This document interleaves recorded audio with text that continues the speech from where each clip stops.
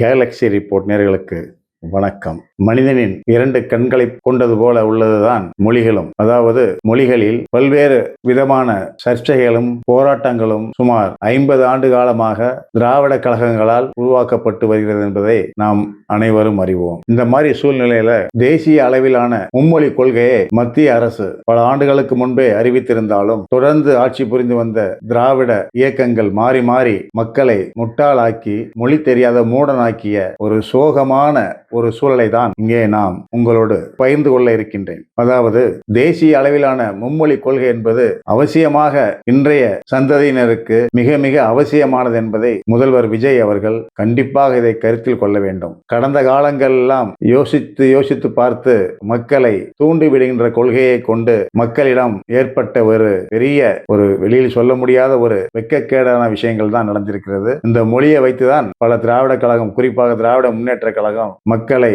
அடிமைப்படுத்தியது என்று கூட சொல்லலாம். இது போன்ற இழிவு செயல்களை மக்கள் மறந்திருக்க மாட்டார்கள் என்பதை என் போன்ற வயதில் சுமார் 1970 நடந்த விஷயங்கள்லாம் பார்க்கும்போது ரொம்ப யோசிக்க வேண்டிய விஷயமாக இருக்கும். இந்த பிற்பாடு நம்ம அதெல்லாம் பேசலாம். இந்த மும்மொழி கொள்கையினால இன்றைய படிக்கின்ற பின்னால் வருகின்ற சந்ததியினருக்கு ரொம்ப ரொம்ப அவசியமானதுதான். அதாவது மும்மொழி கொள்கை தமிழ், இங்கிலீஷ், ஆங்கிலம், தமிழ், ஆங்கிலம் மற்றும் இந்தி. இந்தி என்பது எவ்வளவு பயன்பாட்டுக்கு உரிய மொழி என்பது இந்தி தெரியாத நம் போன்றவர்கள் கூட அதனுடைய அருமை தெரிந்திருக்கிறது என்பதை யாரும் மறுக்க முடியாது. அதாவது இன்றைய சூழலில் கூடுதல் மொழி கற்பது என்பது மிகவும் அவசியம். இதை இன்றைய இளைஞர்கள் மிகவும் ஆவலோடு எதிர்பார்த்து கொண்டிருக்கின்றனர். இந்த கூடுதல் மொழி ஹிந்தி என்ற மொழியை நம் தமிழ்நாடை விட்டு ஒரு 40 கிலோமீட்டர் வெளியே கும்மிடிப்பூண்டி தாண்டி போனா வாயிருந்து பேச இயலாத மடமை போல, ஊமை போல ஆகிவிடுகிற ஒரு சூழ்நிலை தான் கும்மிடிப்பூண்டி தாண்டின உடனே ஏற்படும். அப்பொழுது அவர்கள் பேசுகிற பிற மொழிகள் நம்முடைய மனங்களில் மிகவும் கஷ்டமான சூழ்நிலை ஏற்படும். காரணம்,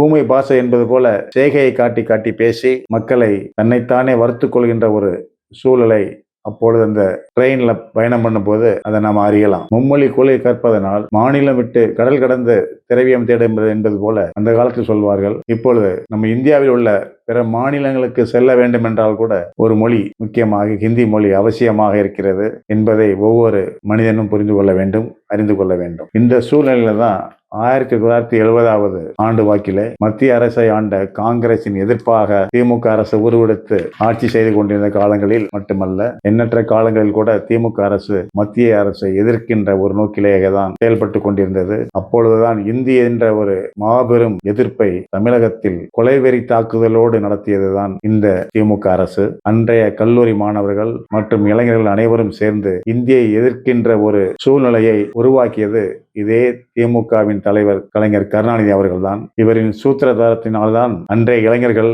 இந்தி என்னும் விளையாட்டாக இந்தியை எதிர்க்க என்ன செய்ய வேண்டும் என்று தெரியாமல் மாணவர்கள் எல்லாம் ஒன்று சேர்ந்தா ஒரு ஆர்ப்பாட்டம் நடத்தும் போது மாணவர்கள் எல்லாம் ஒன்னா சேருவாங்க, மொத்தமா சேருவாங்க. இப்போ ஜல்லிக்கட்டில் நடந்த மாதிரி தான் நம்மளாம் ஜல்லிக்கட்டை கண்கூட பார்த்துட்டு இருந்தோம். இதே மாதிரி தான் அன்றைய மாணவ செல்வங்கள் எல்லாம் இந்தி என்ற ஒரு மொழியினுடைய அருமையை தெரியாமல் இளைஞர்களாகிய அவர்கள் எல்லோரும் திமுகவின் அடிமைப்பட்டு கிடந்த காலங்களில் இது போன்ற ஒரு விஷத்தை திமுக இந்தி எதிர்ப்பு என்னும் விஷயத்தை மாணவர்களுக்கு ஊட்டியது. இந்த போராட்டத்தில் பல மாணவர்கள் தங்கள் உயிரை கூட மாய்த்து கொண்டனர் என்பது நீண்ட வரலாறு. இதில் குறிப்பாக சொல்ல வேண்டும் என்றால், தென் தமிழகத்திலே உள்ள பாளையங்கோட்டை என்னும் ஊரிலே புகழ்பெற்ற பல கல்லூரிகள் நிறைந்த ஊரிலே பல்வேறு மாநிலத்தை சேர்ந்த மாணவர்கள் அங்கு வந்து ஹாஸ்டல்ல தங்கி படிப்பாங்க. இதுல படித்துக் கொண்டிருந்த மாணவர் தான் லூர்துநாதன் என்ற ஒரு மாணவர். திருச்சி மாவட்டத்தை சேர்ந்தவர், திருச்சியை சார்ந்தவர், கிறிஸ்தவ வெள்ளாளர் சமூகத்தை சார்ந்த மாணவர், நல்ல படிக்கக்கூடிய ஒரு கல்வியை கற்கக்கூடிய ஒரு தலை சேர்ந்த மாணவராக தான் திகழ்ந்திருந்தார். இவர் கூட ஒரு அப்பாவித்தனத்தால் அந்த போராட்டத்தில் கலந்து கொண்டு இந்திய எதிர்ப்பு என்னும் இந்த ஒரு மோசமான ஒரு போராட்டத்தை அடக்குகின்ற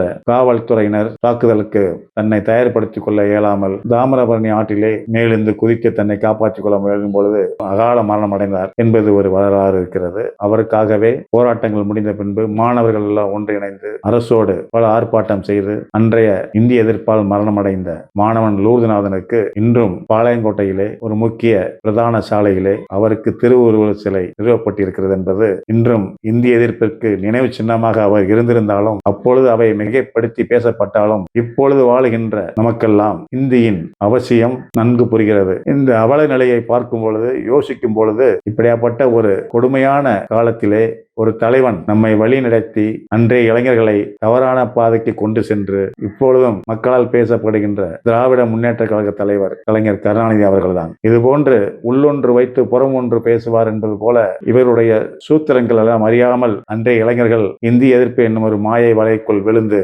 தங்கள் வாழ்வை சீரழித்துக் கொண்டார்கள் என்பதையும் இங்கே நாம் சுட்டிக்காட்ட வேண்டும். இது போன்ற சூழ்நிலைகளில் இருந்து திராவிட இயக்கங்களை அகற்றிவிட்டு புதியதொரு அத்தியாயத்தை உருவாக்கி இருக்கிற நமது புதிய முதல்வர் மாண்புமிகு முதலமைச்சர் திரு விஜய் அவர்கள் உடனடியாக மும்மொழி கொள்கையை எந்த விதமான தங்கு தடையும் எதுவுமின்றி நமது தமிழக அரசு அதை அங்கீகரிக்க வேண்டும் என்பதுதான் அனைத்து மக்களின் எதிர்பார்ப்பாகவும் வருங்கால மாணவ சந்ததிகளின் வாழ்வு வளமாக இருப்பதற்கும் இது கண்டிப்பாக உருவெடுக்கும் என்பதில் எந்தவித மாற்றம் இருக்காது. இதை அரசு உடனடியாக செய்து இந்த கல்வியாண்டிலேயே மும்மொழி கொள்கையை விரைவில் அமுல்படுத்த வேண்டும் என்பதுதான் என் போன்றவர்களின் எண்ணங்களே ஆகும். நன்றி, வணக்கம்.